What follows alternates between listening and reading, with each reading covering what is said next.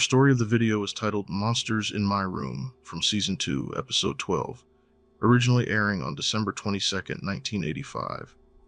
The episode opens with a young boy named Timmy, carrying out what has clearly become a nightly ritual. Before he even thinks about climbing into bed, he carefully searches every inch of his room for monsters. He checks the corners. He checks the closet. He even looks under the bed, making absolutely sure that nothing is hiding in the darkness. Only after he's satisfied that the room is completely safe does he finally kneel down and begin his nightly prayers. The following day, we find Timmy examining a small potato bug through a magnifying glass. The little insect, affectionately named Ernie, sits inside a glass jar, while Timmy studies him with genuine fascination. It's a quiet moment. Unfortunately, it doesn't stay that way for very long. Timmy's stepfather, Biff, bursts into the room and immediately throws a football toward him, sending Ernie's jar crashing to the floor, where it shatters into pieces. Biff simply shrugs. He says he thought Timmy would catch it. Then, as if nothing happened, he tries to get the boy interested in a game of catch. But Timmy isn't worried about football. He's worried about Ernie. The little bug appears to have been killed in the fall. Seeing he's not getting anywhere, Biff gives up on the idea of bonding over sports and tells Timmy to clean up the broken glass before heading off to the kitchen. A few moments later, Timmy's mother, Helen, enters the room. She accidentally bumps into him while he's cleaning up, nearly causing him to drop the broken shards all over again. Unlike Biff, however, she immediately apologizes. She expresses sympathy over the loss of Ernie, while Biff looks on from a distance, rolling his eyes at the entire situation. Helen asks what happened. Timmy explains that he dropped the jar. She tells him it's a shame, knowing how much he cared about the tiny insect. The question that follows reveals exactly the kind of child Timmy is. Looking up at his mother, he quietly asks if Ernie will go to heaven. Helen smiles and reassures him that he probably will. She tells him to go wash his hands and make sure there aren't any small pieces of glass left behind. As she looks toward the trash can, her expression shifts. She glances over at Biff and asks if he'd mind taking out the garbage. Biff responds by taking a sip of beer and mockingly toasting the dead bug. According to him, he'll personally make sure Ernie gets to heaven. Needless to say, his sense of humor isn't exactly appreciated. Later that day, Timmy sits down at the piano and begins playing. But Biff has other plans. Without really asking permission, he turns on the radio and starts listening to a ball game. He casually asks Timmy if he'd rather listen to the game instead, though it's pretty obvious he's already made the decision for him. Timmy quietly agrees despite having absolutely no interest.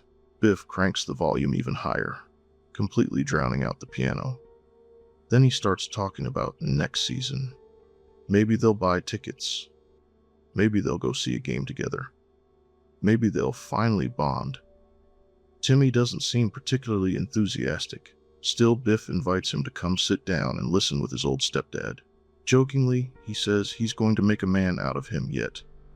And right here, the central conflict of the episode becomes crystal clear. Timmy simply wants to enjoy the things he enjoys. Meanwhile, Biff keeps trying to force his own interests onto the boy. Sports, beer, toughness, masculinity. Everything Biff values, Timmy couldn't care less about. Looking for an escape, Timmy politely excuses himself and says he has homework to do. That night, the familiar ritual begins once again. The lights come on. The closet gets checked. Under the bed gets inspected. Only after clearing the room of any potential monsters does Timmy kneel down to pray. Before he can even start, however, he overhears his mother and Biff arguing in the next room. Biff complains that Timmy never wants to spend time with him. Helen points out the obvious. Because of his job, Biff is only home a few days each month. He can't realistically expect Timmy to form a close relationship with someone who's barely around. Biff doesn't take the criticism very well. What Helen sees as a simple fact, Biff sees as an insult. Thankfully, the argument doesn't last long. Once things quiet down, Timmy finally begins his prayer. First, he asks God to remove pain and suffering from the world. Then he asks for blessings upon his mother and friends. Finally, after some hesitation, he reluctantly includes Biff as well. And before finishing, he has one more important request. If Santa Claus somehow missed his Christmas letter, could God please pass along the message that he really wants a cuddly stuffed panda? With that, Timmy climbs into bed and settles beneath the covers. But sleep doesn't come immediately. As he lies there in the darkness, his closet door slowly creaks open. A pale, ghoulish face peers out from within. Before the creature can do anything, Helen enters the room. The monster quietly retreats back into the darkness. Timmy asks his mother a question that's clearly been weighing on his mind. Biff doesn't like me that much, does he? According to her, Biff simply doesn't understand children very well. She encourages Timmy to keep being himself and to cut Biff a little slack. Timmy agrees. Helen leaves the room. A strange clattering sound echoes through the darkness. Timmy hears it, but eventually he drifts off to sleep. The next morning is Christmas. The family gathers together to open presents. Everyone is smiling. Everyone is laughing. For a brief moment, things actually seem happy. Timmy receives a few toys before his mother hands him one final package.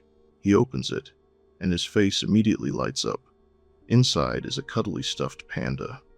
Exactly what he asked for. Timmy excitedly rushes over to hug his mother. But while everyone else is celebrating, Biff's smile quietly fades. His expression says it all. The gift wasn't what he would have chosen. That evening, Timmy once again begins his nightly inspection. This time, however, the closet inspection comes with a surprise. The moment he opens the door, a basketball falls out and startles him. While he's distracted, he never notices the monster lurking just behind him inside the closet. After closing the door, he begins praying. That's when a slimy tendril starts reaching toward him from beneath the bed. Timmy immediately dives under the covers. And just like the previous night, he hears his mother and Biff arguing again. This time, the subject is the panda.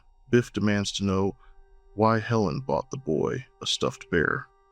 According to him, she's turning Timmy into a sissy. Helen fires right back. Timmy isn't Biff's son, and she intends to let him enjoy being a little boy. Back in his room, Timmy continues praying. This time, however, Biff's name is noticeably absent from the blessing list. As he rolls over, he hears a raspy whisper somewhere in the darkness. He scans the room. Nothing. Then suddenly the stuffed panda begins rocking back and forth in the chair beside his bed. Timmy leaps up to grab it. Before he can reach it, a tentacle lashes out and snatches it away. Then the closet door bursts open. A monster emerges. Timmy screams for his mother and dives back beneath the blankets. Meanwhile, Biff simply yells from another room and tells him to go to sleep. Helen appears in the doorway. Immediately, the monster retreats back into the closet. Helen enters and hands Timmy a glass of water. She tells him not to worry about Biff. He just has a different way of doing things. Timmy responds with a simple observation. Biff isn't his father. Helen once again tries to smooth things over. She insists that Biff is a good man. He cares about them. He's simply terrible at expressing it. After she leaves, Timmy hears footsteps outside. Then a car door. Then the sound of a vehicle driving away. The glow of passing headlights washes across his bedroom wall. And for just a moment, it illuminates Biff, standing inside the room, laughing at him. Biff begins another awkward attempt at bonding. He tells Timmy that no real man should be afraid of the dark. He even offers the boy a sip of beer. Apparently, he'll try absolutely anything at this point. Timmy reluctantly takes a tiny sip. Immediately, he spits it back out. Gross. You bet it's gross. It's beer, kid. It's beer. For a brief moment, he almost seems human. Half drunk and humming a sailor's tune, he dances around the room with one of Timmy's stuffed animals. But the moment quickly fades. Realizing Timmy isn't having fun, Biff gives up. Still humming the song, he awkwardly stumbles out of the room. Once again, Timmy is left alone. Or at least, mostly alone. His toys begin moving on their own. Whispers slither through the darkness. The closet monster lunges toward him playfully before pulling back. The tentacles under the bed seem to be doing exactly the same thing. And that's when Timmy finally reaches his limit. He stands up.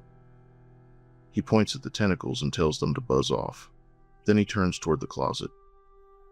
Staring directly at the boogeyman, Timmy puts up his fists and announces that he's ready to rumble. He's tired of being scared. He's tired of monsters invading his room.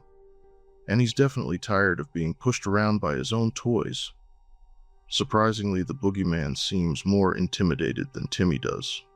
With every word the boy speaks, the creature flinches. Eventually, it backs into the closet and slams the door shut. Victorious, Timmy declares that he's not afraid. This is his room, his house, and the monsters don't scare him anymore. Unfortunately, someone else hears the commotion. A loud bang comes from the wall. Biff yells for him to keep it down. Still trying to sound brave, Timmy mutters that he needs to use the bathroom.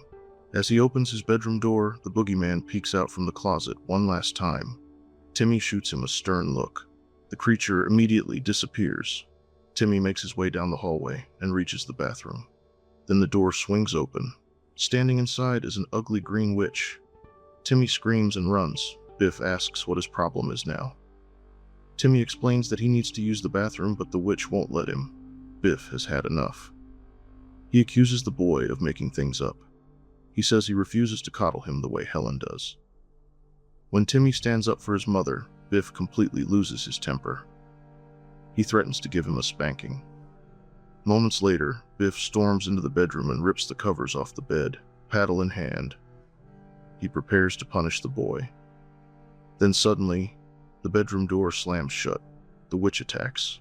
Biff's screams echo through the room as the creature grabs hold of his face and forces him to the floor. And before long, the tentacles beneath the bed join in. The monsters finally have their victim. A few days later, we arrive at Biff's wake. One family member expresses disbelief over his sudden passing. She says she never knew he had heart problems. Timmy quietly speaks up. According to him, Biff didn't die from a heart attack. He was scared to death by the monsters in his room. Needless to say, Helen doesn't appreciate that answer. Upset by the comment, she sends Timmy to his room. The boy walks away with the slightest smile crossing his face. He enters his bedroom, closes the door, and hanging there is a sign that reads, "Beware of monsters in my room," as the screen fades to black. This story stands out as a true fan favorite from Season 2. What makes the episode so effective is how it blends classic childhood fears with very real domestic terror. Young Timmy, played by a preteen Seth Green, is a sensitive kid who loves bugs, piano, and his stuffed animals. But his world is full of monsters. A boogeyman in the closet, an octopus under the bed, a living buzzsaw, and a witch. And those creatures aren't even the scariest thing in the house. That would be his abusive, macho stepfather, Biff. Behind the scenes, this episode was written and directed by James Stephen Sadwith. The practical effects were handled by Tyler K. Smith, who actually called this his favorite episode from the entire series. He designed the boogeyman and the witch makeup, along with the articulated octopus arm. The effects were intentionally created with a childish, lo-fi puppetry style to match Timmy's perspective, which somehow makes them even creepier in that nostalgic 80s way. Like most Tales from the Darkside episodes, it was shot on a low budget and mostly confined to Timmy's bedroom set. It perfectly mixes horror, black comedy, and that classic EC comic-style poetic justice. Many viewers remember it as genuine nightmare fuel when they were kids, even though the monsters look pretty silly by today's standards. Seth Green delivers a strong, vulnerable performance here, one of his early standout child acting roles. Overall, Monsters in My Room is a great example of what Tales from the Darkside did best, taking simple horror tropes and giving them an emotional, twisted edge. It's still one of the most rewatchable holiday-tinged episodes from the series. I originally wanted to wait until Christmas to cover this episode, but I moved it up because of how highly it ranks among fans of the show. Thank you for watching, and a special thank you to our channel members. Take care, stay safe, have a great week, and we'll see you in the next one.